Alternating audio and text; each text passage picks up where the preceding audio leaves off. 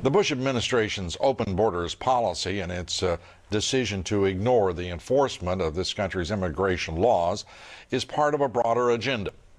President Bush signed a formal agreement that will end the United States as we know it, and he took the step without approval from either the U.S. Congress or the people of the United States.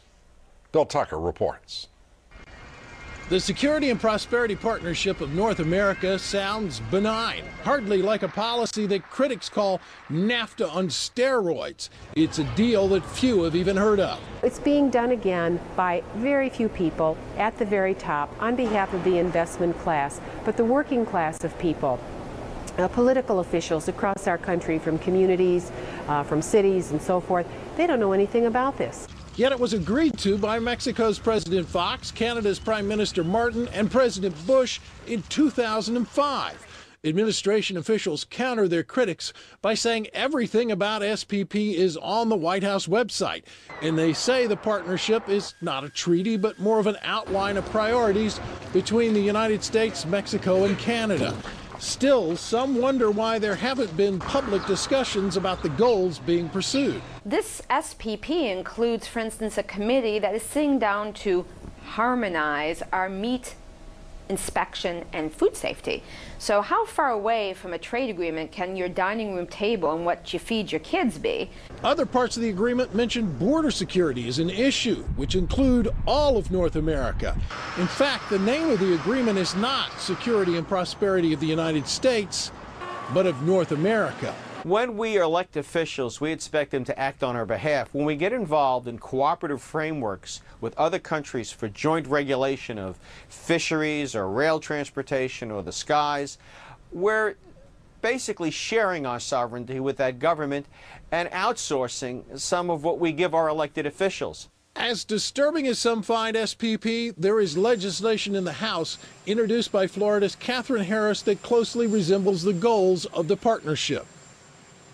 Included in that bill is a section which calls for the securing of Mexico's southern border by the United States and Canada.